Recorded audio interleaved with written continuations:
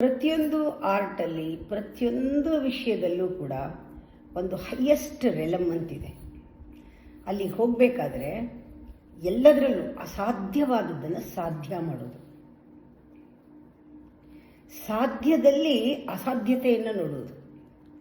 ಅದಕ್ಕೆ ಹೇಳ್ತಾರೆ ಅನಂತವನ್ನು ನೋಡಬೇಕು, ಸೀಮಿತದಿಂದ ಅನಂತ ನೋಡೋದು, ಅನಂತವನ್ನು ಸೀಮಿತದಲ್ಲೆಲ್ಲ ಕಾಣೋದು. ಇದು highest ರೆಲಮ್.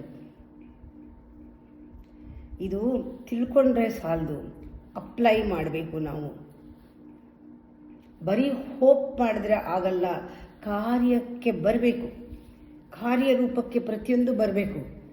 Hope doesn't work, action action. Knowledge doesn't work, apply implement. ನಿಧಿಧ್ಯಾಸನ, ಶ್ರವಣ ಆಗಿದ್ದು ಮನನ ಆಗಬೇಕು, ಮನನ ಆಗಿಲ್ಲಿರಬಾರ್ದು, ನಿಧಿಧ್ಯಾಸನ ಆಗಲೇಬೇಕು.